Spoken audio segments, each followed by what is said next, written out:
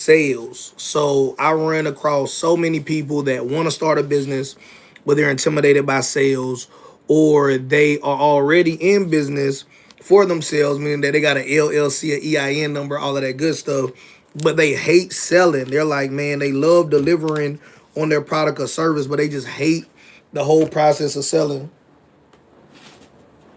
Excuse me, y'all. Y'all know we gonna keep it real raw. But what I want to talk about, or who I want to talk to rather, are just any men and women out there that have done less than $100,000 in sales in your own business in 2025. What I want you to do is say me in the chat if that's you. That should be everybody that's here. And also let me know, why didn't you do at least $100,000 in sales this calendar year? While you guys are doing that, let me give you guys some fun facts or some information that I think can benefit your business if you are in this category of people. So what I want you all to understand is that it's super hard to sell anything in business when all you know is you want to make money. I'm gonna say that again. It's super hard to sell anything in business when all you know is that you want to make money. You don't know who your ideal customer is. You don't know what they already buying. You don't know what kind of buying power they have. You don't know where their attention is. All you know is I want to get money. And that's how I was when I first started off in business. And it seemed like I was just guessing and hoping and praying and like I got to get lucky to make a sale. So the first thing I want to establish is this, is that I recommend you should be in a B2B business. That means that your business should predominantly serve other businesses, not individuals. So for example, all right, I'm busting the dust off my hands right now using this Ninvia, or however you spell it, or however you pronounce it, right? Lotion. All right. So this company is doing a B2C transaction. I went into Target, I pulled it off the shelf, I purchased it. That's B2C. Now, let's say that another company outside of Ninvia or Naviv or however you say it, let's say another company actually manufactures this blue container. All right, this is just a sticker, right? I could peel these stickers off if I wanted to. So this is just a sticker that they added, all right, on the front, on the back, and the stuff on the bottom has nothing to do with the product. So what if another company generated this blue bottle, and Naviv put their stickers on the front, their stickers on the back, their solution on the inside, and now they sent it out to Target in different stores so it could be used. You want to be the company that made the bottle because they make decisions differently. I'm going to be real. They made decisions differently. So, for example, when you go buy lotion, or when you go buy hand sanitizer or a t-shirt or whatever it is that you buy, if you like it and if it's inside of your budget, are probably the two biggest things that are going to determine if you're going to buy it or not. And this is true for the majority of consumers, right? So the top two things for the average person is like, yo, I want to know if I like it and is it inside of my budget. How many of you all, the first question you ask is, how much does it cost? Before, if somebody say, do you like it? Before you even answer the question of, do you like it? You say, how much does it cost? How much is it? All right. So in B2C transactions, people have to like it and it has to fit inside of their budget. In a B2B transaction, how is that different? They don't have to like it and it doesn't really need to be inside their pre-existing budget. A B2B transaction, the number one thing is return on investment.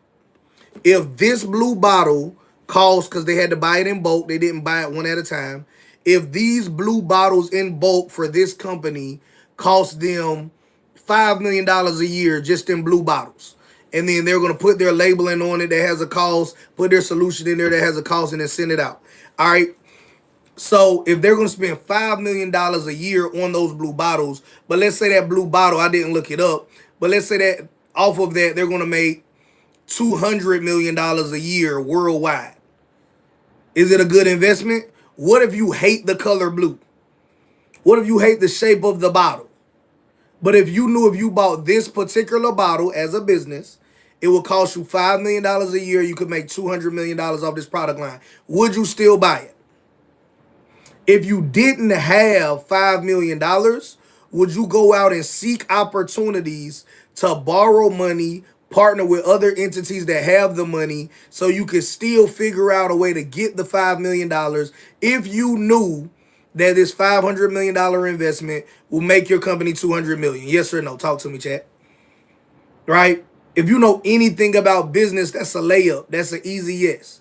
So the reason why I recommend you all first and foremost, if you're not in a B2B business, to switch over to a B2B business is because it's easier to get a yes.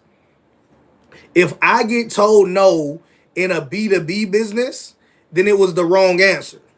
That's not me being arrogant. That's just the honest truth, right? If the best deal they can get on this product is $5 million, and they know globally they'll make $200 million off this brand, and they say, I'm not going to buy it because I don't like the color blue. I'm not going to buy it because I don't like the shape of this. I'm not going to buy it because the religion of the owner is Christian and I'm Muslim, or whatever they say, right? It is the wrong answer. We don't lose any sleep off of it. So many aspiring business owners and small business owners get upset when they get told no, because when they hear no, it's a personal attack. They're like, I know my stuff is good. I know I'm this, I know I'm that. Why didn't they say yes? Well, are they even the right person to are the right person to say yes? Them saying no means that they made the wrong decision, not you. Does that make sense? So start a B2B business. Write that down. Drop it in the chat for anybody that came in the room late. That's the biggest game changer in my business. I've made the most money and I continue to make the most money by being a business that only serves businesses and aspiring business owners. That's why when I come on live, yeah, we talk business for free, but I'm only talking to people that are aspiring business owners or current business owners trying to get to the next level. All right. I have no assistance in helping you go from a job that pays you $60,000 a year to a job that pays you $150,000 a year. That's good if that's what you want, but that's not what I do. So you have to find somebody that specializes in that. And you should specialize in something, because nobody trusts you. And when I say trust, as it relates to business, nobody will pay you top dollar if you are the everything person. Think about it. Nobody will pay you top dollar if you're the everything person. If you go into Walmart, there's a certain amount of money you're willing to spend on a shirt. There's a certain amount of money you're willing to spend on a television. There's a certain amount of money you're willing to spend on grocery, right? Inside of Walmart. Now, if you go to Walmart to get clothes, there's a certain amount of money that you're saying, okay, I need shirt, pants, whatever, right?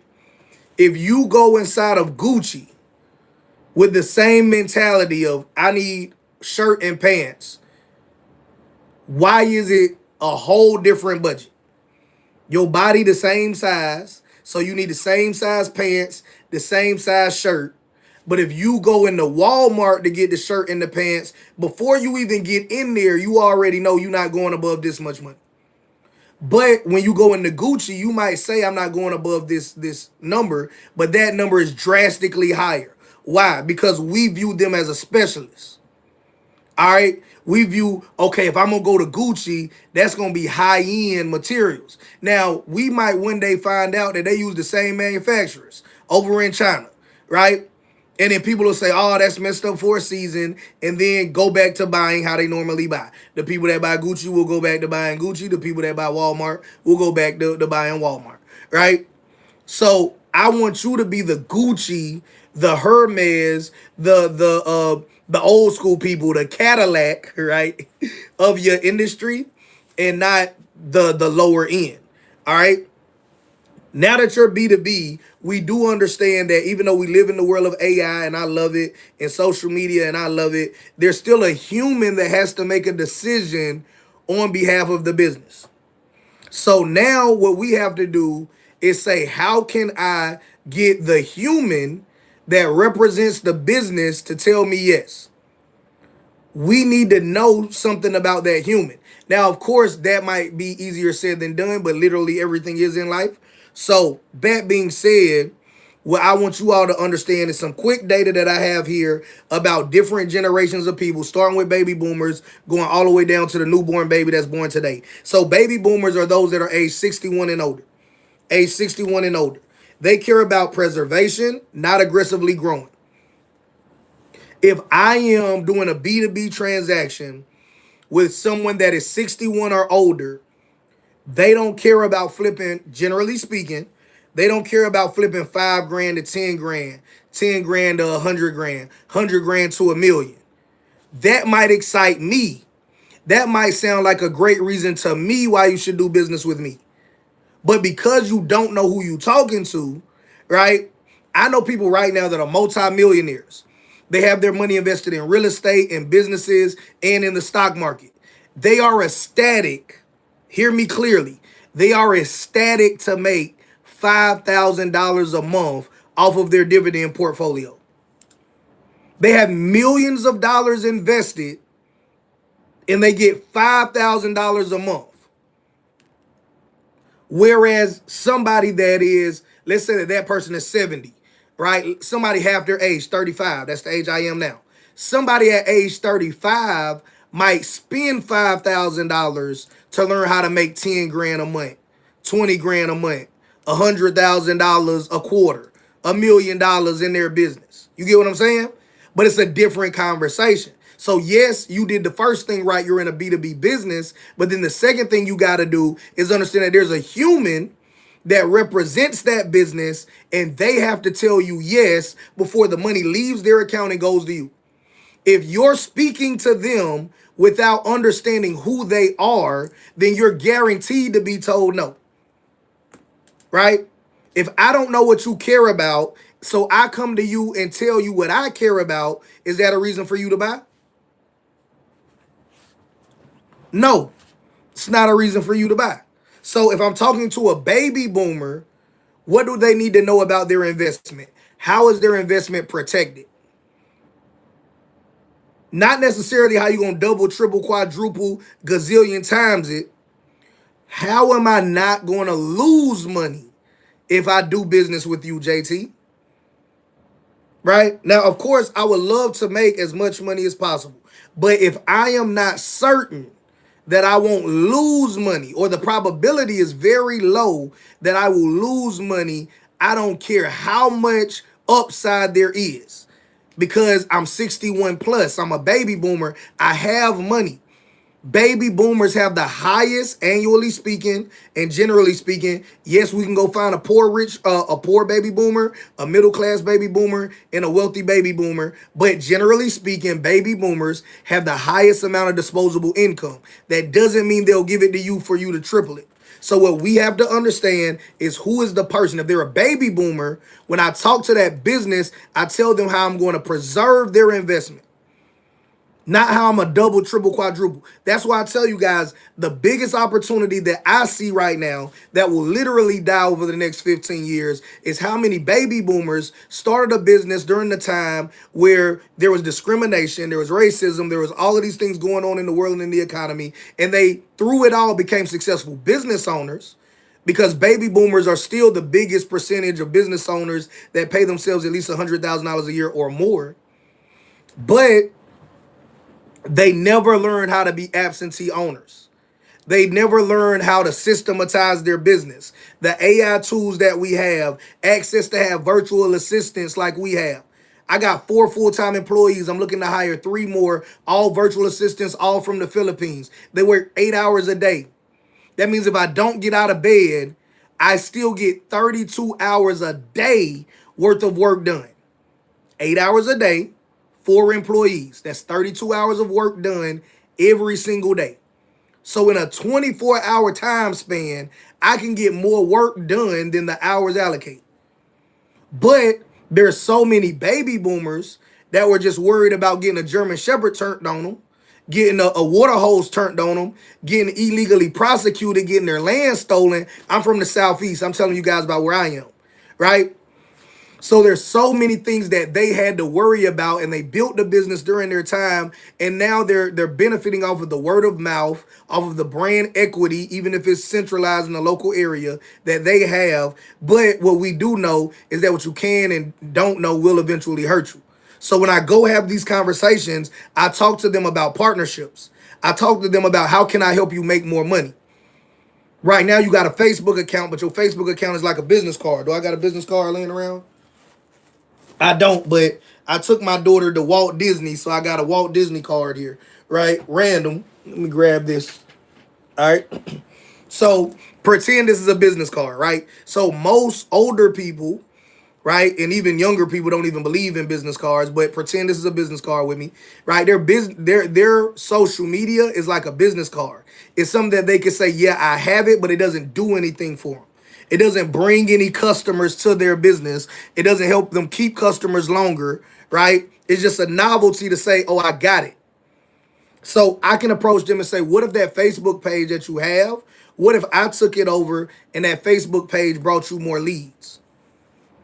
What if I documented the system you've been doing over the last 20, 30, 40 years? Now you can hire somebody and not trust that they'll run the business like you. You gave them the exact blueprint. The only way they mess it up is if they don't follow the blueprint, right? So now their likelihood of success is way higher. What if we trim the fat? So a lot of the stuff that you do is just out of habit, just out of tradition, doesn't actually make your business any money. What if we trim all of that out of your business? So now you only spend time doing things that move the needle. So now you have more time to enjoy your life. So if I'm talking to a baby boomer, I'm talking about preservation. I'm not talking about aggressive flips. I'm not trying to double, triple, quadruple their money. If that makes sense, drop a one in the chat. Let me see where we're at with it. Somebody said at best I maybe did $20,000. I need more coaches, reliable and affordable. My business is a chess education business. Can you help? Right? So my whole thing is that I'm really big in AI and automation and strategic partnerships. So what I'm doing in my private community that's going to be linked underneath this video is that right now we're talking about one area of AI that you can make a lot of money, which is AI music. Now, if you want to do a chess education business, right, I'm going to help you for absolutely free without you even having to pay me to be your coach or mentor. I will reverse engineer and says, who needs chess education? Or who really wants it, right? So we sell to people that have a need or a strong desire. So if nobody needs it, which I believe somebody does, but my question to you would be, who needs it or who has a strong desire for it? Then I ask myself, why? And then every post I make, every ad I run, everything I do in my business is only talking to those people. If you don't need it, if you don't have a strong desire for it, I don't care if you see the advertisement and you hate it. I don't care if you think it's overpriced. I don't really care what you think about anything as it pertains to it because you're not my customer. Does Bugatti care if you think that their $5 million car is a waste of money? Not at all. They're not going to take $1 off of the sticker price to appease you. And that's what I would recommend you to do as well. So are you in a needs-based business or in a highly desirable business? And then if so, who needs it, who highly desires it, and why? So I'm in the business of helping business owners make more money working less. Now, why they want to make money and work less is for a mirage of reasons. So I, to be honest with you, focus on just getting them there. So I know some people are getting older, so they want to transition into retirement and have an automated stream of income coming in. Some people hate their job, and while they're not close to retirement, they still don't want to be underneath the thumb of an employer, so they want to transition out of that as fast as possible, right? So I don't have to know everything, nor do you. You don't have to know everything, but you do have to know who needs it and why. So predominantly the people that need my business are men aged 35 to 54. I look at the data all the time. Now, can a woman benefit from me and make a whole lot of money? Absolutely. I want to make as many female millionaires as I possibly can. But the data says, this is why we can't be emotional in business. The data says that there's more men than women that are interested in entrepreneurship. Now, we are seeing a rise in female entrepreneurship, and maybe one day the data will change. But currently, men aged 34 to 54 are the ideal people that I can help take from wherever they are to a successful 6 or 7 figure business by leveraging social media, leveraging AI, leveraging systems, leveraging strategic partnerships, leveraging the money that they have to do more, right? So that's what I would do if I was you, and I had a chess education business. All right, boom, boom, boom.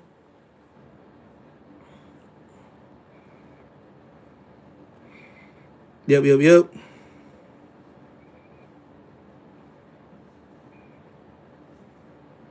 All right.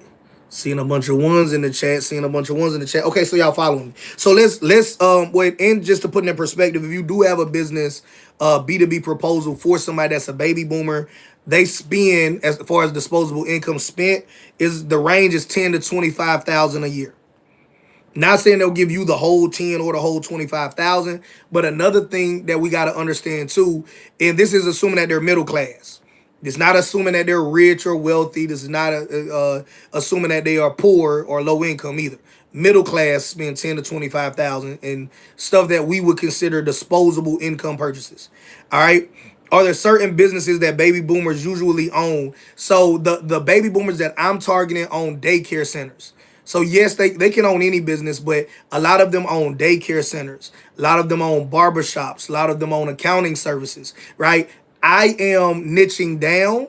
So instead of me trying to target an entire generation of people, I got an 8-year-old daughter, so this is my bias. So I'm not saying this is the best way, but I'm just putting all the cards on the table. Because I got an 8-year-old daughter, I research what businesses are going to be around for forever, and as long as people are having kids, which is a necessity of life if we're going to survive as a human race, right? There's going to have to be a safe and affordable place where you can take those kids while you go earn the money to be able to take care of yourself, them, and all other financial responsibilities you have. So I'm investing in, through baby boomers, child care facilities, because a lot of them have children or grandchildren, nieces, nephews, whatever. They look at childcare as, I'm not about to be wiping butts and wiping noses all day.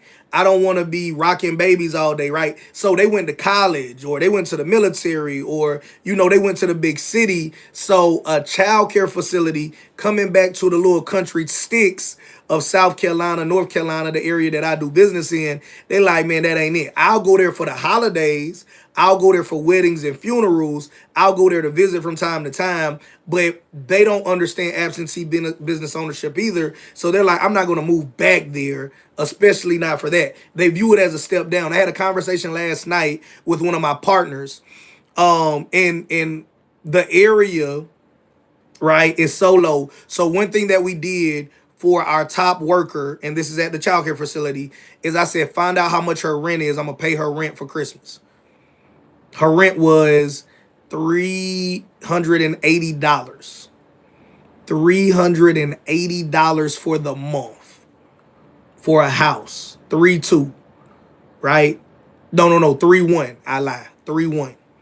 3-1. $380, right? So that's a low income area if the fair market rent is that low. That same daycare is paid by the state, because in low income environments, there's a lot of state vouchers, right? The state pays that child care facility that I'm a partner on $17,000 every 2 weeks, right?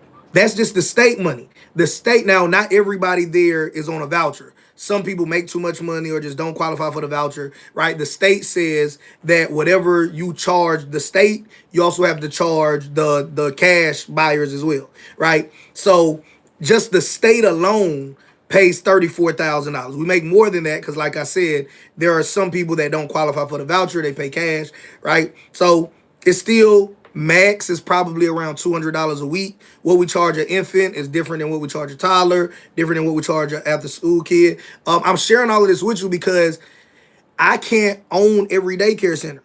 My number right now is 3 child care facilities.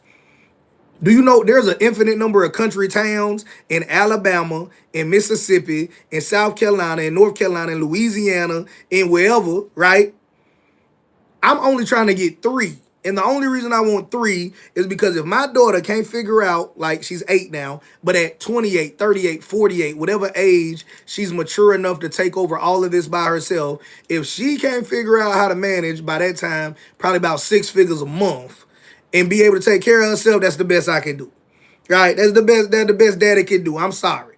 Right? I ain't Donald Trump. I ain't Elon Musk. I ain't Jeff Bezos. I ain't gonna be able to give you $1 billion, but I can get you 6 figures a month. That's the best I can do, but I get you there. Right? But how many other cities, towns I don't even know exist? But you know because you got family there, or you from there, or you drove through there going from here to there, and you know, man, hey, somebody somewhere has to watch these kids. Somebody somewhere do these people taxes. Somebody somewhere they own the local restaurant. Somebody somewhere cut the hair, right? I'm doing childcare facilities because that's the first business that I got into.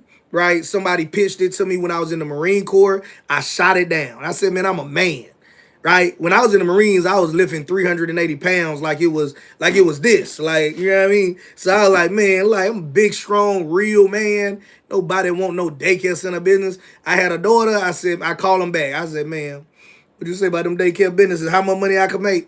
Right? So that's what I'm doing. Now, whether she wants to be in there as a director or she wants to be in there just or not be in there and just be an absentee owner, like how I'm going to own them until she's ready for them, the choice is going to be up to her. But that's the answer to the question. Are there certain businesses that baby boomers usually own?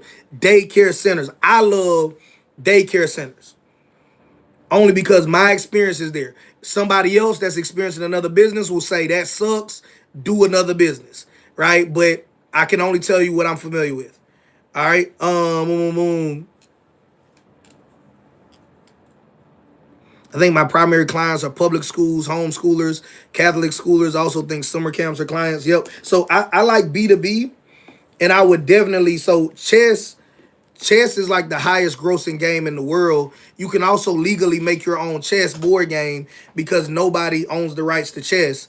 Fun fact, you probably already knew that, right? But that's why we in our gaming company, we got card games, board games as well. We're designing our own chessboard because of that. Like now, like Mario, for example, made a custom Mario chessboard. You can't go out and make a Mario chessboard and resell it. But like I could take, for example, my intellectual property, my characters, right? I even talked with a 3D printing company, and I'm just answering questions that's in the chat. So if you got questions, drop your questions in the chat. We're gonna be in and out of this, but I want you to get the answer to how to make $100,000 a year or more in the next 12 months.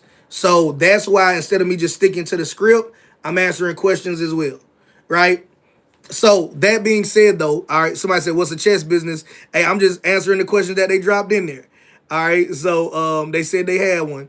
All right, so when it comes to that, you can actually design your own chess game as well. The 3D printing services that I work with to do like the Pure Pod and the other products that we own as well. I was like, yo, how hard would it be to do and it's not hard, but it's not cheap. So it's not hard, it's not, but it's not cheap. I said, how hard would it be to create a chessboard of family members, right? And we were going to do it just for like fun, not even really to sell because it is sellable. It's just not, it doesn't make sense to where we're trying to go for us to really lean into that with what it would cost. But imagine if we had like grandma, granddad was the king and the queen, mom and dad, and then brother, sister, cousins, whatever, right? And then all of the nieces, nephews, and grandchildren were the pawns, right? And you could literally 3D print them, stick them on. And of course, because everything is custom don't mean cheap. So we were thinking about doing something like that. I'm not saying you should do that. What I'm saying though is that if I'm gonna teach chess, I would want to own as much as the IP as possible, and I would tie, right. This is me. I would target, still being B2B, business owners that have children because I understand that chess teaches you how to think. Some people think chess is just a boring game and, you know what I mean, it's a waste of time and blah, blah, blah, right? I understand and I play chess, which is why I'm glad that you asked that question. I have several chess boards out here, and like I tell people when they was like, "Yo, what you want for Christmas?" I'm like, "I don't want nothing," and they was like, "Hey, what about a custom chessboard?" That right? Yeah. So like we'll make that work. All right, P.O. Box 72, Hamer, South Carolina 29547. Right? Like I give them the address and all. So I understand that chess teaches you how to think. And in chess, you have to think ahead. In life, to be successful, you have to think ahead. If you wake up today and figure out what you're going to do today, you're already at a disadvantage. You're already at a disadvantage, right? If you don't already know what you're going to do today, now, of course, we're believers in God, so it got to be the Lord's will and stuff can change. But if you don't already have a plan for your day, you already are behind the eight ball. All right. I already know what I'm going to do tomorrow, Christmas Eve, what I'm going to do Christmas Day, what's happening the day after Christmas, what's happening over the weekend. I have to be at a wedding, right? So I'm already planning that, right? I'm going to be at a wedding on Sunday. So, hey, boom, going here, going there, be at this wedding on Sunday. Boom, Monday, already know what's going on Monday. I'm doing a team meeting with my team on Monday. Already know what they should have did. We're doing some stuff with AI. We're doing some stuff for YouTube. We're doing some stuff for our private community. I had a conversation last night with the owner of the daycare center. I have to have another conversation with her tonight. I have to have a conversation on Christmas Day, right, with the owner of the accounting service that I want to partner. Not want to. It's already happening. That I'm partnering with, right? So if you trying to figure out how to make money day by day, part of the reason is you already too slow, right? You already too slow. Imagine if we in a race and every time before they even say go, before they even shoot the gun in the air, they put me a quarter mile ahead of you, right? They put me 10 miles ahead of you and we going 11 miles, 12 miles, 15 miles. Now I don't even have to be faster than you to beat you. I just got such a head start, right, that I'm going to win because of that. So that's the importance of thinking ahead. That's why it's important to be proactive, not reactive, right? If you think about how you going to fix your car when the car break down and they give you $1,000 bill, oh, it's too late. When the car was running fine, what were you doing? Were you saving to invest? Were you investing in assets that could cash flow to you in perpetuity? Or were you just like, man, life good, I'm paying bills, I'm traveling, I'm doing this, I'm doing that, I'm living life. Ah, man, check engine light came on. Ah, man, hit a pothole in the road, man. Need a couple tires, right? It's too late. It's too late, right? Now you gotta borrow money, use your credit card, do this, do that. Ask somebody where they help you out, right? And now you at the mercy of people, but you didn't have to be in that situation. Certain things are inevitable. Certain things we don't know. I own 8 properties. Here's what I know for a fact. One day, every one of them will need a roof. I hope it's not at the same time. Every one of them will eventually need an HVAC unit. Hopefully not at the same time. So if I currently, while none of them need a roof, none of them need an HVAC system, if I'm doing nothing to prepare for that, when that happens, I deserve to get whatever comes with that. But if I know chess, right, I now naturally think ahead. I'm proactive, not reactive, right? So now we're making investments. Now we have the property cash flowing and we're saving a portion of the money that the property makes because I know someday, one day, I don't know when, it'll need a roof. Someday, one day, I don't know when, it'll need an HVAC system. Someday, one day, I'll have to call a plumber, right? Because it's a house, right? So we have to be the same way in our business. Now, let's say that you're not dealing with a baby boomer. Let's run through this. Let's say you're dealing with somebody that's from Generation X. Generation X means that they're age 45 to 60. 61 and above are baby boomers. 45 to 60. This is typically the peak earning years, right? So these people, and I got my notes here because you guys can tell I like to talk. So I got some notes to kind of keep me focused, but still ask your questions. I'll jump in and out as needed. All right. So retirement catch up, paying to take care of their kids and their aging parents. These are the people that are interested in side hustles and, more riskier investments. Baby boomer don't really care about a side hustle. Average one doesn't. Where is the attention? All right, first let me tell you the attention for the baby boomers. I forgot to tell you that. Facebook, YouTube. If you're on social media and you're trying to do that, Facebook, YouTube, LinkedIn, right? They also watch TV, so cable, right? The news mostly, but cable. They check their emails and they listen to talk radio. They also get a lot of information from their local community groups, their local churches, and financial advisors. I would say this group of people have the most financial advisors over any other groups. All right. But unfortunately, according to the data, this is the only group that gets the majority of their information from their church community, right? From their local community groups outside of church and from their church community groups as well. So a lot of what they trust comes from those groups of people. That's where they get their information from. All right, now, Generation X, you're age 45 to 60. All right, so if you're trying to target business owners that have to make a decision like that, I told you guys some of the things that they care about. All right, so they have between $15,000 to $30,000 of disposable income throughout the year. So correction, baby boomers have 10 to 25,000. Generation X has 15 to 30,000. So that's actually more. All right. And now when you pitch to them to buy something from you, they're interested in the practicality of it. These men and women are naturally skeptical. These are not lay down sales. These are not because you said it, it has to be true, right? They will invest in things that they believe will multiply their money and things that they believe will save them time. Because they're skeptical, you need to be willing to be patient with them.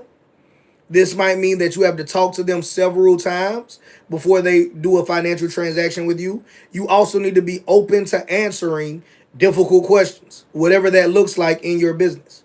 All right. So, yes, they have the money, but they are the most skeptical. They're more skeptical than baby boomers, Generation X is, 45 to 60-year-olds. Baby boomers just know what they are and ain't gonna do. Ain't no skepticism. This what I'll do, this what I ain't gonna do.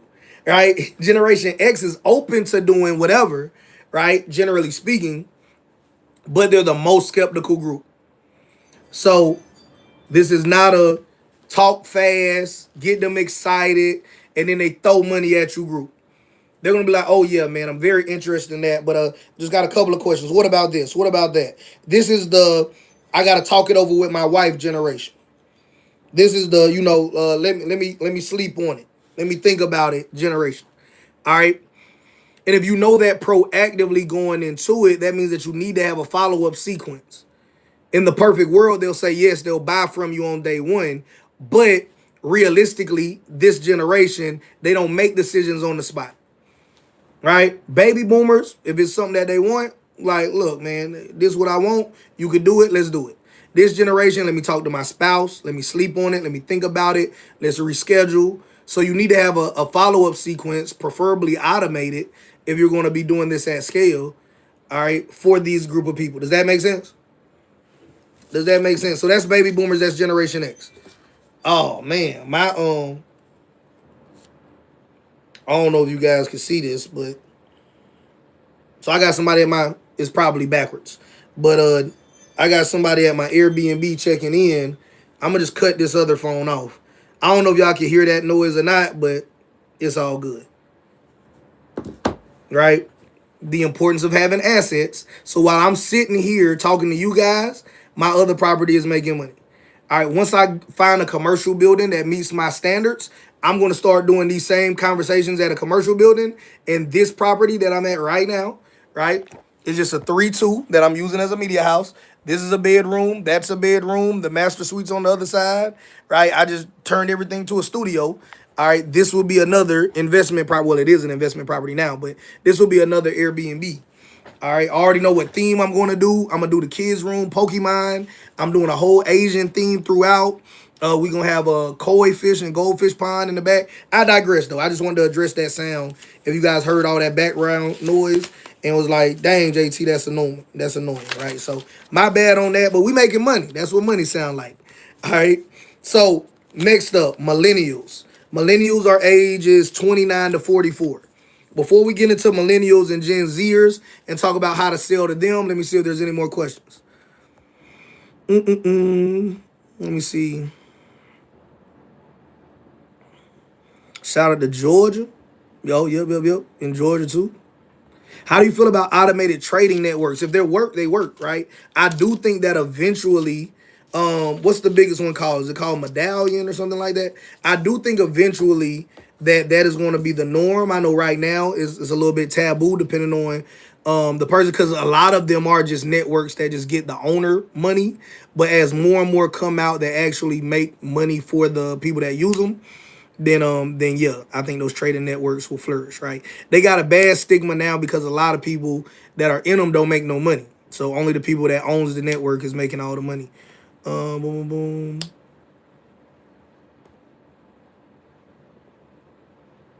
All right, boom, boom, boom, boom, boom. Nah, I don't know about that. All right, I ain't want to lie to you. If you ask about something I don't know, I'm gonna just tell you I don't know. What would the negotiation look like for partnering with a daycare, exchanging equity for more customers? Yeah, so I prefer equity. I prefer equity, right? So here I'll just run it down quickly. Here is like how I went about it. First, I offered them 10 months of whatever their gross income was to buy them outright. All right. So like whatever their monthly gross is, not the net, not the profit. I took their gross, I multiplied it times 10, so that's 10 months. And that was what I offered them to buy them out and just move them out of the way. Of course, they said no, right? That's a bad idea. You shouldn't try to buy them out. But I'm just telling you guys the process. Then I said, well, what if I give you half as much money as what you're making right now every month until you die? So you can stop working. Your income will get cut in half. Typically, that's what happens for a lot of people when they retire. They see a significant, sometimes less, more than 50%, but it's not uncommon to see the average person's income get cut in half when they retire. So I was like, yo, give you a standard retirement. I'll give you half of what you're making now. You never have to work again a day in your life. All right. If I miss two payments, you retake complete ownership of the business. Also, you have to approve, right, certain things that I do. So I can't run your business in the ground, not pay you for 2 months, and then give you back a failing business. It's not fair to them, right? So within reason, they still have a lot of control over certain things, right? And they are getting a paycheck. They're getting a paycheck just to say yes or no on certain things, and the business is running without them. All right. They said no to that as well, right? They said no to that as well. So what I learned, and this took years to do. This wasn't like I called them today, pitched them on 10 months. I called them tomorrow and I pitched them on half. This took years of me trying to figure out how to do this the right way and trial and error. But I'm just telling you guys the two biggest ways. What finally worked out was selling them on freedom, because what I realized is this: a lot of baby boomers romanticize the value of their business. They say, I've been doing this business since my kids was little. This business put my kids through college. It paid off my house, paid off my car. This business did all of this great and amazing stuff for me.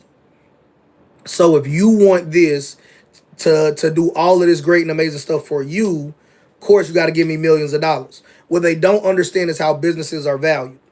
If your business cannot operate without you, that's a high key man risk, is what you hear a lot of people refer to it as. So the big companies that will buy out these kind of businesses, they have certain metrics that they're looking for. A key man risk means that if one man or woman can leave the company and pretty much destroy the entire business, you have a high key man risk. So because they have such a high key man risk, they won't value the business at all, right? It's just not worth the risk of that one person, right? In this case, the solopreneur.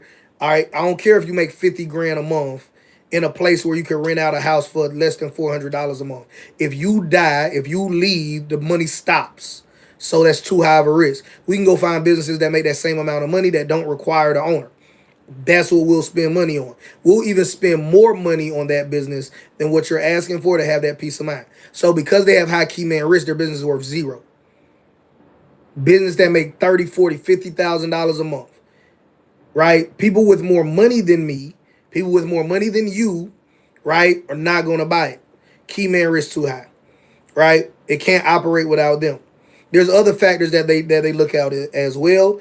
They care about MRR, all these other metrics, but the biggest one for to not try to confuse them and talk over their head is that there's a high key man risk here.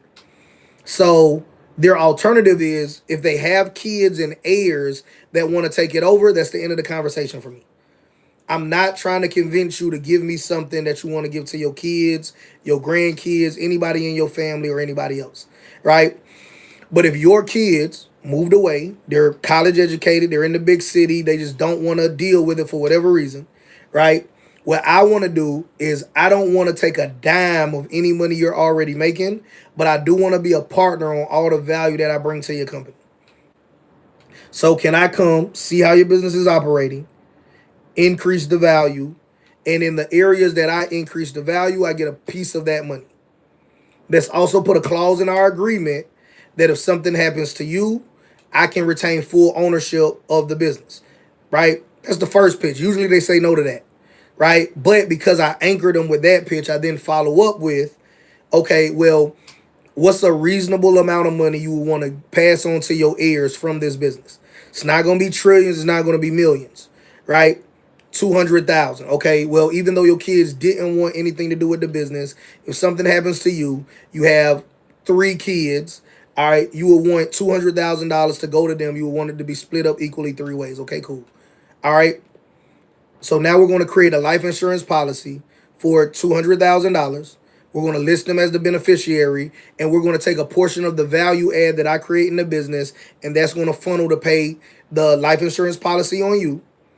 And then we'll split the profits after that. When something happens to you, right? Now, also, we got to have the same clause that the insurance company has. What clauses the insurance company has? Usually, they're not going to pay out within the first 2 years. So you got to live and be, at some level of health, depending on your age, for 2 years. So that, because that's the only way that they will pay out, that's a necessary clause we have to include as well. Okay, cool. We'll give them $200,000. We'll go in contract with you that we guarantee they'll get paid whatever amount of money. I'm just making this a number up. $200,000. It'll be split amongst your 1, 2, 3, 10 kids, right? Okay, cool. We're gonna also put a life insurance policy on you. The amount of money that I bring to the company must cover at a bare minimum that life insurance policy, right? So if the life insurance is $1,000 a month and I'm only making the business $900 a month, I have to come out of my own pocket $100 a month or whatever the difference is to make good on that. But it cannot cut into any money that you're already receiving outside of the value that I create, right? Why? Because I understand that baby boomers care about safety.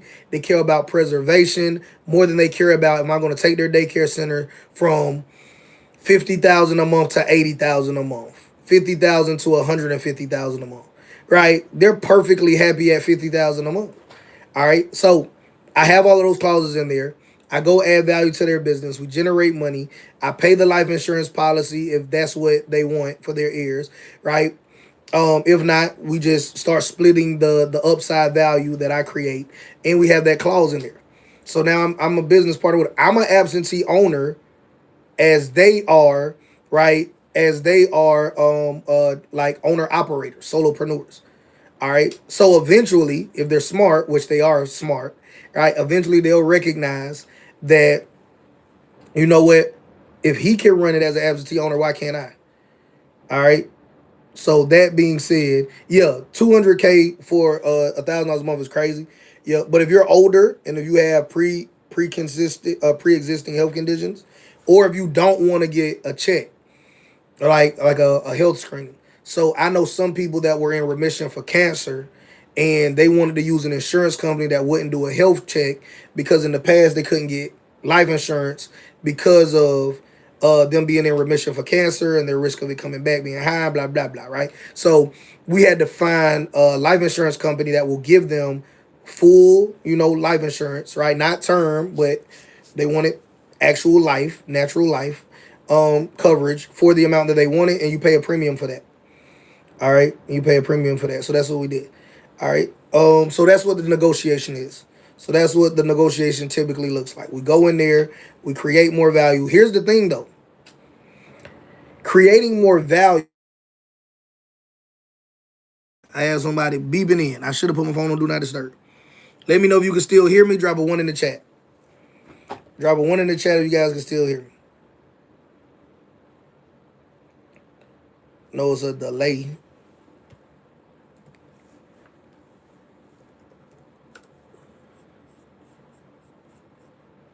Okay, cool. All right, we back. We back. We back. All right, we might have never left, but okay. So that's the terms that we typically do. I don't try to persuade daycare owners that believe we're a scam or they believe that we're going to take their business and run off in the sunset. I don't try to persuade any business owners that have heirs they want to leave it to. This is only for people whose children don't want the business.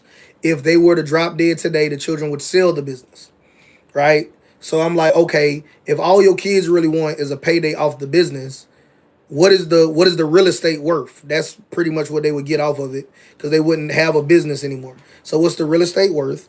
Let's get a life insurance policy for that amount. All right, and then boom, it's easy. All right, so that's how we would do it normally. All right, now let's say you're talking to a millennial. So you're in a B2B business, but there's still a human that has to make a decision. That's what we're talking about. We're trying to get you to at least $100,000 a year, right? And I don't think that it is difficult, right? I just think that most people just don't have the right approach. So you got a B2B business. There's a human inside that B2B business that has to make a decision whether they say yes to you or yes to your competitors. We talked about how to get a yes from a baby boomer. We talked about how to get yes from a Gen Xer. Is everybody clear on that? Right now, we're going to talk about how to get yes from millennials. So millennials are aged 29 to 44 currently. All right. So they care about lifestyle and stability, home ownership. They still aspire to do that. It's hard. As somebody that owns multiple homes, I'm just, again, all of this is based off of middle class people. By the grace of God, I'm not middle class, right? But of course, the vast majority of people consider themselves middle class. All right, so they still aspire for home ownership, paying off debt while building wealth. They're in the entrepreneurship and digital income streams, right? So if what you're offering is a digital income stream, or if what you offer can help them grow entrepreneurially speaking, can help them pay off debt, can help them have a better lifestyle, then that is how you need to take whatever it is that you sell and transform the language into that. You can sell the exact same product to every demographic of people just by changing the wording. All right.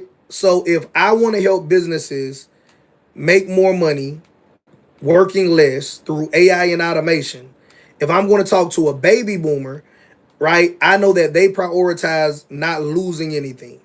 So I'm going to say for these daycare center owners, what if I can bring in AI and automation into your daycare facility? It's not going to cost you anything at all. It's no risk at all.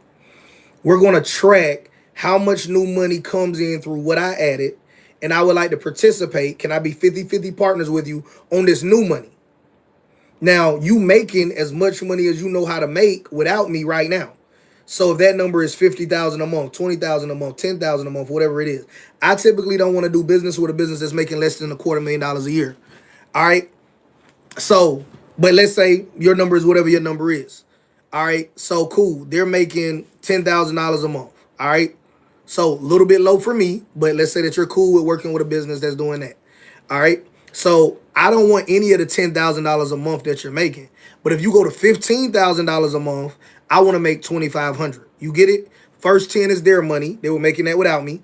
The next 5 is our money together because of the value that I added. I'm going to take 50% of that. I get 2,500. Right? Now, of course, the higher the number is, those numbers can get stupid. Right? But you got to imagine that what you grew up on was foreign to them. My mom's a baby boomer. My mom didn't grow up with social media. She looks at social media similarly to how she looks at TV. with the only twist being she could see what's going on with her family members and friends, right? Pretty much all of my cousins have blocked my mom on social media because my mom is the type that'll be like to my cousins, my female cousins, girl, you know that skirt too short. You gonna catch pneumonia, right? Or one of my male cousins, they might be drinking a beer or smoking weed on Facebook. Here go my mama. My mama, you know them old people don't care, right? Right in the comment section. Boy, you know better than that. Pull up your pants. Stop smoking. Stop drinking. You need to come to church with me, right? So they blocked my mom, right? My mom is blocked by the majority of the family because she one of them stereotypical old ladies that say stuff that people be like, come on, like auntie, like leave me alone, let me live, right? So they view social media as more of entertainment and to see what's going on with people. They don't view social media as a way to make money. Typically, they don't. The average one doesn't. So we know that there's more people on social media than there's people in the city. So if I partner with a local business like a daycare center and we go online, I'm going to reach more people than you can legally even have in this daycare center. Because there's a capacity based off of the size of the building and the number of workers. So you might can only have X amount. You might can only have 100 kids in this daycare center. I can post on social media and reach 1,000 people in a week, right? So now I got more buyers than we have inventory. Now we got new problems to have. Rich people problems is what I like to call it. Right? What happens when you have more people interested in you than you have the ability to serve? Well, oh yeah, that's a good problem. Most people have the opposite problem. Right? They got more stuff to sell than they got people to sell it to, right? What if I take a business and with my knowledge of how to grow on social media, hundreds of thousands of people on YouTube, over 100,000 on Instagram. Next, we tackling TikTok. We're gonna get over 100,000 over there as well, right? Managing right now, we used to have 24 brands that we managed. We looked at which ones were making us the most money, and we're slowly trimming the fat. Right, we're down to 18 now. My goal is to get us down to 5 or 7 brands. I'm cool with us having 5 to 7 brands that I don't show my face on that all cash flow positive to us, right? Every single month, 5 figures minimum. That's our goals. It doesn't have to be your goals, right? So we went from 25 to 18 and probably 18 to a dozen, and we'll slowly get down till we get to the top 5 or top 7 brands, right? And I grew up with MySpace, Sconex, Black Planet, Black People Meet, right? Later Facebook, all right, Instagram, TikTok, all right. Now of course that came later, but I remember MySpace where you could pin your top friends. That was like the big one early on. All right, so because we natively grew up communicating with people via the internet, that's something that's natural to us. All right, so you're used to having online conversations. They like, man, why don't you just call them on the phone? Why you doing all that texting? Right? Just call them. Just go see them if you want to go see them. All right, doing all that with your thumbs. All right, so we can go do simple things. Do they have a website? Are they using SEO on the website? Do they have a Google business page? Right? Are we looking into, right, the next frontier, in my opinion, are we looking into how we can rank in AI engines like ChatGPT? So if somebody, right, the next generation for sure, the babies that are being born today will have an expectation of AI in 20 years as part of their life. So as taboo as you might think AI is, as much of the devil that you think it is, right, in 20 years, this is not my opinion, this is what the data says, right, they would expect AI to be a part of their natural life. So you can't talk about generational wealth if you're not talking about AI, right? So I pivoted from being an independent courier to being the e-commerce to being in media to being an investor, and now AI is the new frontier. And it's not that I am hopping, right? Oh man, money grab, hop, hop, hop, right? It's not analysis paralysis. People be like, oh man, you doing a lot. Like, no, I'm doing what's next, right? I don't own cargo vans and box trucks anymore. It's not a bad business. It's just not where I'm going. It doesn't fit my business model. So from the outside looking in, it looks like I'm doing a lot. No, I'm just doing what's next, right? Same way that if you're going up steps, right? If there's 10 steps, you don't stay on step 1 for forever. Eventually you go to step 2, 3, 10, right? And you get to the top. So that's how you should be in your business as well. So your business should change. You shouldn't be the same business owner you were 10 years ago. 10 years ago, you started your business, you didn't know what you was doing. You didn't know how to sell, right? You was nervous. You was thinking, how long can I do this before I have to go get a real job? All right. But now, fast forward, you seasoned. I've been in business since 2014. Ain't no way in 2025 I'm still trying to figure it out. Now there could be new things like AI, right? That are emerging in crypto and all this other stuff that wasn't a big deal when I first started. So yeah, I could still be learning new things, but I can't be the same entrepreneur I was 11 years ago, right? You can't be the same entrepreneur you was. You can't be the same entrepreneur your granddaddy and grandma was, even though grandma and granddaddy bought all that real estate back in the day, and they are now still viewed as the people that put the family on the map. Times have changed. If granddaddy and grandma was your age today, they wouldn't even be able to do it the way that they did it. That's not a shot at grandma and granddaddy. Times have changed. That's why I like going to big churches. That's why I like going to mega churches, right? You guys know I'm unapologetically a believer. I understand that as the time changes, yes, there are some universal truths, but people changed, right? People change. So because the people change, if your business doesn't change, you die, right? So it's grow or die. That's all your choices are in business. So we talked about how to sell to millennials. Millennials on average have $5,000 to $15,000 a year in disposable income. So understand that when you create your product line as well. All right. They spend on identity, convenience, leverage, right?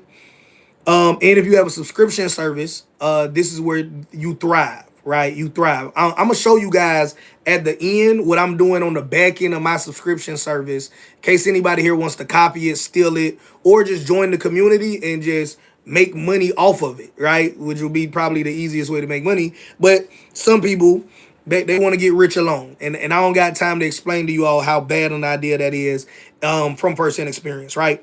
Now let's talk about Gen Zers. You're a Gen Zer if you're age 13 to 28. Those are the Gen Zers, right? Age 13 to 28. So this group is looking for their first income streams. They avoid the traditional debts that a lot of people get into. They're not worried about getting a house by age 25 or being married by age 30 like maybe millennials, Gen X, baby boomers were, right? So they're not looking at buying things the traditional way, and they're not looking at doing any of the traditional things. They're more interested in fast money. The generation after me, I'm a millennial, right? 28 and 28 to 13, fast money.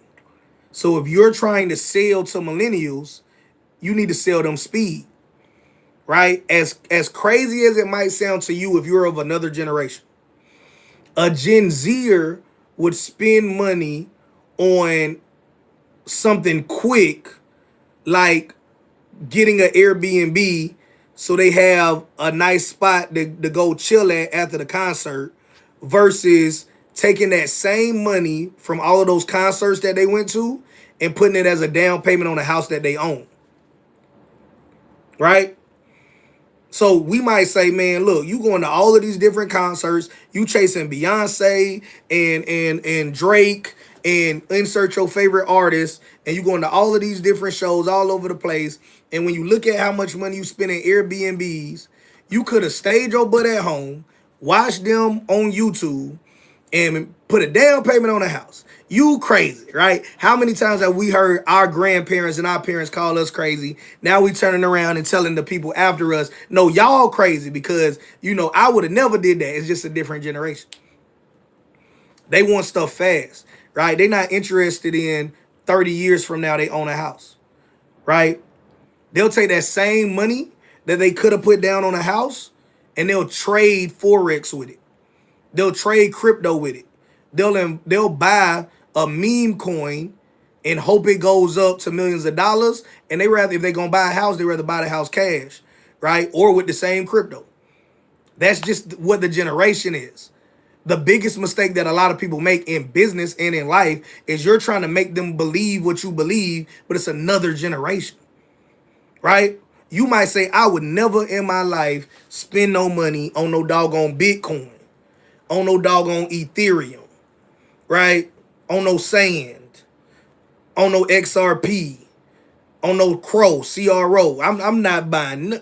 What is that, man? I'm not buying no Doge coin, no Donald Trump coin, no Mario Kart coins that you run over in the video game. I don't want none of that, right? But you have to understand that if you're selling to those people and you're not willing to sell them what they want to buy, they're just going to go to somebody else. You're not going to change their mind, right?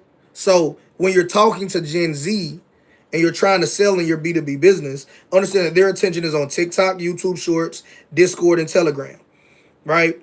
They follow niche streamers, right? Not everybody. And this was unique for us when we started doing research and mapping out our plans for 2026 as well, is that I didn't realize how popular Discord and Telegram was amongst the generation after me, and how it's going to probably carry on through Gen Alpha and Gen Beta, right? The two generations after that. All right. So I want you all to understand that you have to speak the language of the human that makes the decision to do that transaction with you. If you're making less than $100,000 a year, you're either not speaking the right language based off of who the buyer is, or you're not having enough conversations with those people, because everything is a numbers game. With over 350,000 followers and counting, and I would be nothing without you guys, right? With over 350,000 and counting followers, we do around 3,500 sales. That's like 1% sales. All right. Somebody might say, man, 1%, you suck. All right. But I learned that Disney operates off of a 1 to 3% conversion rate and they make billions. So I'm like, if we can operate off of a 1 to 3% conversion rate, right, we could make billions because Disney does it. All right. Now, of course, I'm not Disney, but the point is that I don't need 100% of the people to buy from me. I understand that it's a numbers game. So you got to understand, just because you ask 10 people, you're not going to get 10 yeses. And if you're not speaking the language that they speak, imagine if somebody came to you and spoke a language that you didn't speak. You guys understand English or else you wouldn't be here. But let's say you didn't know Chinese. Somebody came and gave you the opportunity of a lifetime, but they spoke it to you in Chinese. You wouldn't be able to do anything, right? Now, if you a savvy hustler, we'll be like, yo, it's one of these translation apps will tell me what you said, but you gotta have the wherewithal, right? The wherewithal to say, you know what? Do I even want to know about this? Are you even looking for it? At the same time that somebody is telling you the economy is worse and it's going to get worse, there are new millionaires being created each and every day. So how is that possible? In the same country, with the same socioeconomic upbringing as you're talking about the economy is being worse and that's all over the news and life is terrible. Somebody else is like, man, thank God, I finally became a millionaire today. Right? I finally became a millionaire today. You like, wait, what? In this economy? But they don't understand the concept of having your own personal economy. I turned off the phone for those of y'all that were here that long, right? I'm getting constant notifications on Airbnb, right? Somebody might say, man, shoot, you ain't gonna make no money right now. Everybody already spent their money on their Christmas gifts. Man, they gonna be around family. Ain't nobody about to buy nothing today. You missed it, right? You missed all the Christmas money. All right. But I'm getting notifications that I'm making money, right? My family and friends sent me screenshots this morning. Well, it's on the phone that I'm on, matter of fact, right? Y'all know I'm the phone king, right? We got about every phone. All right. So on the phone that I'm on now, I got screenshots. I wish I would have thought about it. I would have sent it to the other phone for this live. They made money this morning trading stocks. Now, the stock market going to be closed for a few days now, but they made money this morning, hundreds of dollars. Some made thousands of dollars this morning, right, in a few minutes. While there's somebody somewhere that's like, dog, I spent so much money on Christmas, Boy, I can't wait till I can file these taxes. I'm gonna have to rob Peter to pay Paul come January, but I had to do it. I had to do it for my kids. I had to do it for my spouse. I had to do it for myself. Right? You only live once. And at the same time, it's people that's like, man, shoot, we making money every day. Christmas, no Christmas, shoot, it don't matter. We running it up every day. All right, let me see if there's any more questions here. All right, and then what I'm going to do as well, for those of y'all that are in the community, just because I don't want to make this crazy long, what we're going to do in the community is briefly recap this, but I'm going to spend more time talking about Gen Alpha and Gen Beta. Those are the generation of people that are 12 and under. They don't have any money, but I want to talk to you all about how big companies are leveraging that audience to make money, and they're making money now, and also what are they doing to ensure that they make money in the next 10, 15, 20, 30 years, so you can do that as well, right? So I'll talk about that over there, just because I already see that we went over time here. Y'all know I like to talk. um Also going to break down to you guys some examples of what kind of businesses I would create, just to give you some ideas on that. If you want to join the private community, it's called AI Fortunes Academy.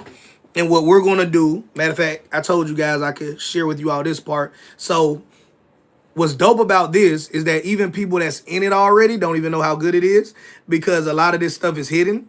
So I'm going to show you guys even parts of it that's hidden right now. So let me turn this around. All right, my screen is always dirty. You guys know that. So once you get into the private community, they call them collections. So it's organized by collections. So archives, happy hunting, right? So you guys know, and I got a whole detailed video that's gonna come out soon regarding how YouTube made me take down all of my videos. And we're pretty much starting over. But I'm going to upload all of those old videos, and they're going to just be called archives, right? So all of the old videos, if you were looking for courier content, DNA testing, appliance repair, you name it, all of that is going to go into our archives, and that'll be where all of the content is. So it was like 1,000, 2,000 plus videos are going to all be there inside the private community, because if social media isn't going to allow us to share it, we're not going to be limited. We're still going to serve the people that I feel like God called me to serve. So if we got to put it behind our own thing, we will. All right. So this is just going to be a ton of different videos in archives, right? So I wanted to organize it even better. So other collections, we're going to have basic business for beginners, and that'll just be step by step, what to do in business, in-depth conversations, more in-depth than what we talked about today on how to make money. All right. AI music, right? That is what we've been big on right now. So how do you legally create, distribute, monetize AI music? All right. So that's visible now as well. And then now where it says only you can see this. My bad. Only you can see this. That's everything else above this. And I'm even updating images. As you guys can see, I got placeholders there. So how to make AI software. All right. We're talking about vibe coding as well, which, you know, is pretty much AI software for anybody that doesn't know. We also have AI podcasting. We're doing 24-hour income challenges. All right. So I want to first teach how you can make money with AI. And then I just to make it fair, then we'll start doing 24-hour income challenges. AI community in a box, AI newsletter, AI agent workforce, AI done for you, the Telegram community, and AI automated business. If you guys notice, beside a lot of them, I went ahead and designated who it's for. Now, when these are live, anybody can go to it. So you could be a Gen Zer and go look at what's for boomers. But just like I taught you guys that boomers are looking for more stability, the stuff for boomers is not going to be big flips. It's going to be safe ways to make an incremental amount of money.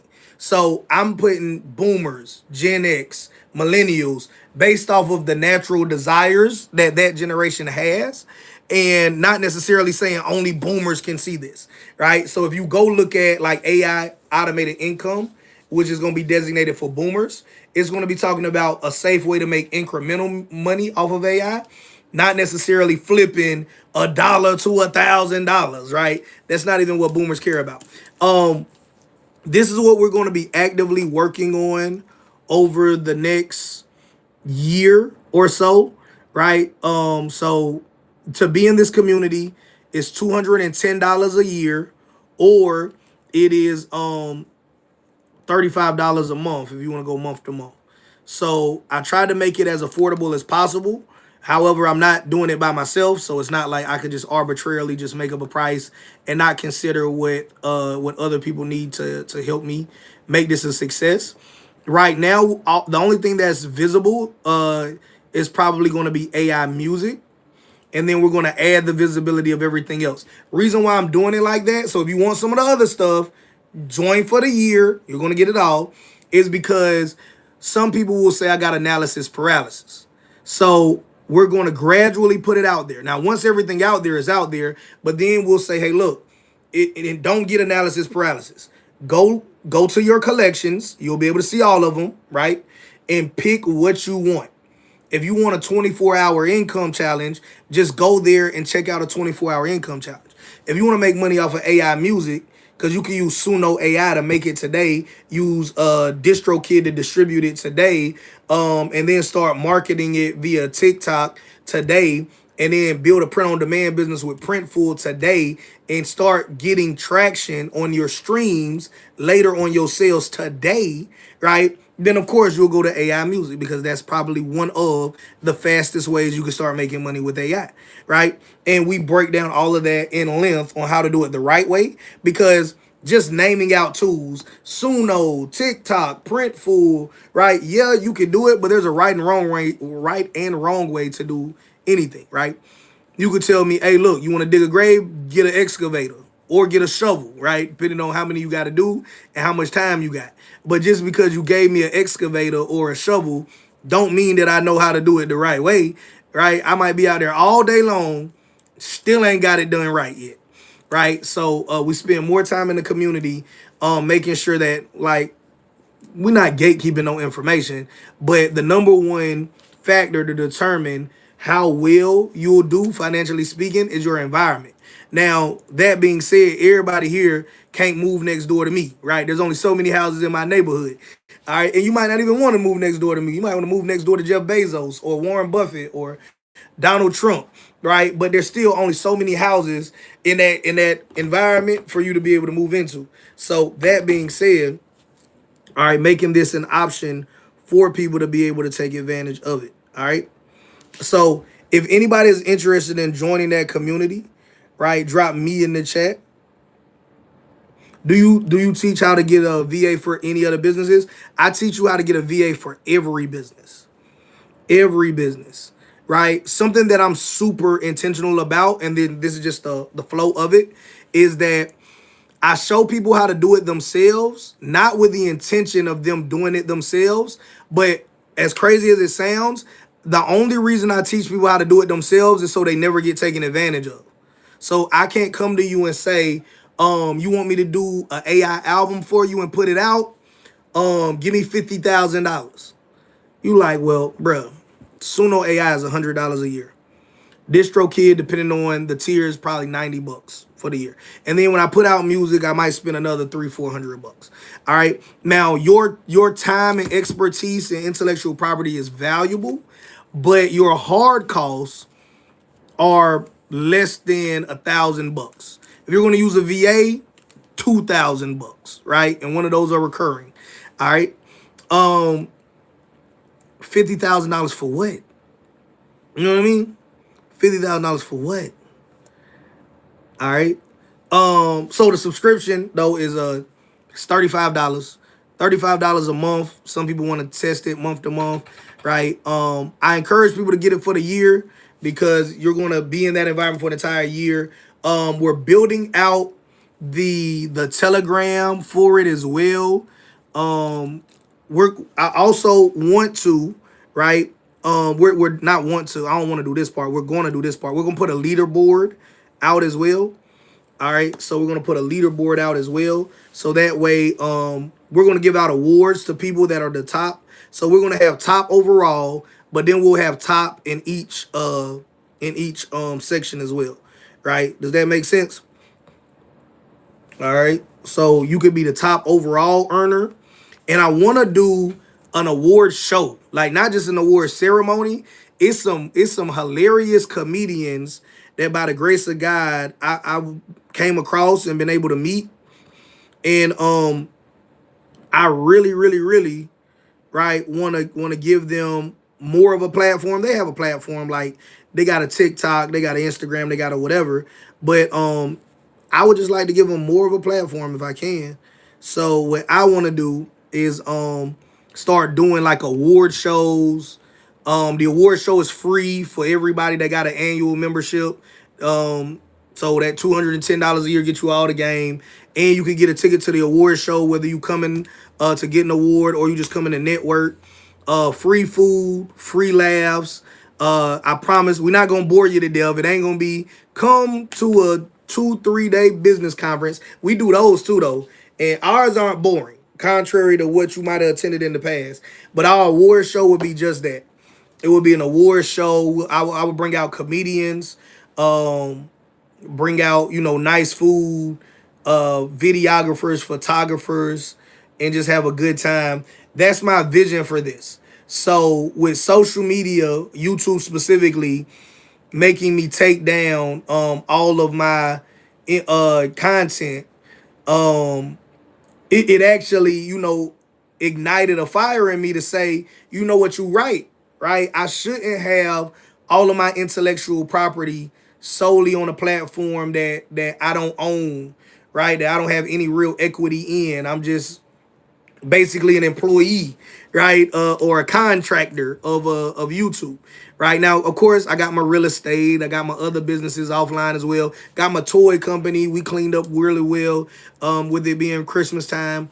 But yeah, like I should have my own intellectual property house somewhere. So yep. So how do we sign up? There is going to be a link. Right? Why do you choose Patreon as the platform for your subscription house? So I've been on Patreon forever, right? So I've been on Patreon since probably 2021, and I just never left. Not bashing any other platform, but Patreon is the most established one in my opinion. It's been around the longest. It is also just overall, in my opinion, the best as far as ease of use. Ease of use for me as somebody that wants to efficiently manage a community, and easy for the people that are in the community as well too. Sometimes you could be in a community that's super confusing. Like you don't know where to start. Right? Should I go here? Should I go there? Should I go there? Should I go here? But you can direct message me in this platform straight in the chat icon. You could go to collections. Now there is a feed, so if you just want to see any and everything, you can scroll the feed. But if you're there to like, I specifically want to know this, you hit collections. You go to the collection that you want. You get specific answers for what you want, right? And then if you want to talk with whoever's online in the community, you could go over there, talk to specifically whoever is online at that time. And I am going to have my team, once everything is built out, I'm going to have 24/7 coverage in there to answer basic questions. So I'll have my team members available there 24/7, right? So it's only what, 3 8-hour shifts. So I'll have them there 8 hours apiece. It'll be a different team member. So there'll always be at least one person available to talk to. And now they're not entrepreneur coaches, they're tacticians, they're practitioners. So they'll be there to tell you, hey, what are you trying to accomplish? I'm trying to do X. And they'll be there to say, here's step by step how to do X. Right? So they'll be there for tactical, like, strategy, not like, what do you think about, should I sell this or that? I'm gonna be real with you. In the future, I'll bring in some coaches, and the coaches will be more philosophical like that. We're gonna start off with 24-hour technical support. So if you say, hey, look, I am trying to create AI music and make money off of it, what do I do? Here's Suno. Suno AI makes the music. Here's Chat GPT to write the lyrics. Here's what the law says that you legally must change inside of the music that Chat GPT wrote if you want to have the copyright, right? So boom, change this, change that. Here's a framework that you can go off of to make sure that you do it right. So now you can claim the legal copyright on this side and that side, because it getting a copyright doesn't mean that you wrote the entire thing. It means that you have acceptable authorship inside of it. So here's how to ensure that you have acceptable authorship, and here's how to manage that in case you ever have to prove that. So boom, here's how to do this, here's how to do that, right? So that's the kind of technical support we're going to start off with. And then as we continue to grow, I want this to be a place where you make money not just off of the information, but off of each other and off of the opportunities. So I want this community to become an opportunity where you just make money consistently, right? So the link is underneath this video. I recommend that you get an annual plan and you stay on for the entire year, so that way you can get everything on everything, right?